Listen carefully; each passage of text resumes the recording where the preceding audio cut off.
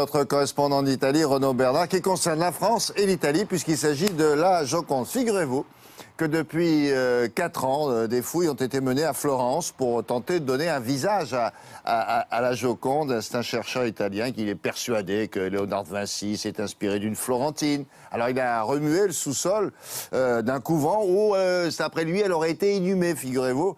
Alors il voulait reconstruire son visage, son vrai visage, pensait-il, à partir des ossements. Bah alors seulement voilà... Ça fait 4 ans que ça dure, puis ça n'a pas avancé cette affaire, n'est-ce pas, Renaud? Bonjour. Bonjour William, en fait c'est un mystère qui a plus de 500 ans maintenant, le visage et le sourire de la Joconde.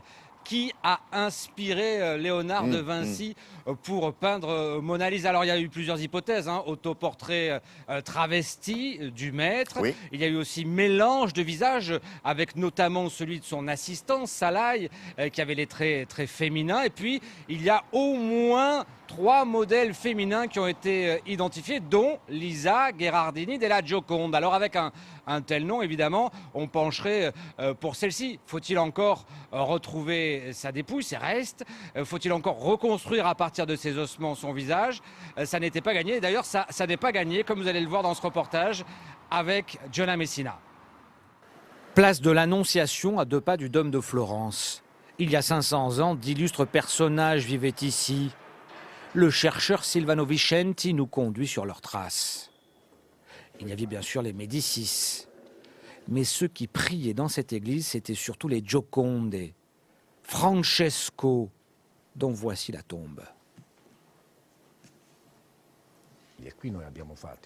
Ici, on a fait les prélèvements de ses ossements pour les comparer à ceux de sa femme. Une comparaison parce que Francesco del Gioconde était l'époux de Lisa. Mona Lisa qui aurait inspiré la Joconde de Léonard de Vinci. Et Silvano Vicenti a entrepris depuis 3 ans de reconstituer son visage original avec des prélèvements ADN. Alors, première étape, nous voici dans ce qu'était l'atelier florentin du maître Léonard.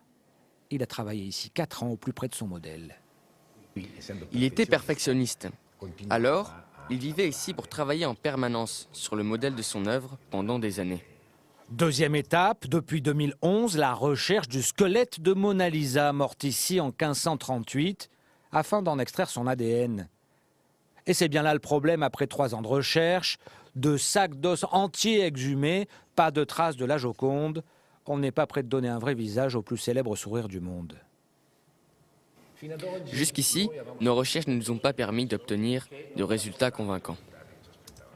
Beauté souriante, peste grimaçante, probablement qu'on ne percera jamais le secret de l'énigmatique Florentine. C'est bien ça. C'est bien cette application-là qui veut la défendre. Bon, finalement, il y a eu une ou plusieurs Jocondes. Et puis en plus, est-ce qu'il a peint d'autres portraits de la même femme? On ne sait pas ça non plus, non? Non, on ne le sait pas, mais il existe plusieurs Jocondes dans le monde. Alors, il y a 3 ans, le musée du Prado à Madrid a révélé que derrière une couche de peinture noire, il y avait une Joconde. Celle-ci a été attribuée à l'un des assistants de Léonard. Elle est datée de la même époque, mais ça ne serait pas Léonard de Vinci. Et maintenant, il existerait une 3e Joconde au musée de l'Ermitage, à Saint-Pétersbourg. Et notre enquêteur artistique doit se rendre en Russie dans les semaines qui viennent pour tenter de l'authentifier. Il y a inflation sur la Joconde. À suivre. Merci beaucoup, Renaud. Et à plus tard. La revue de presse, la voici, Frédéric Vion.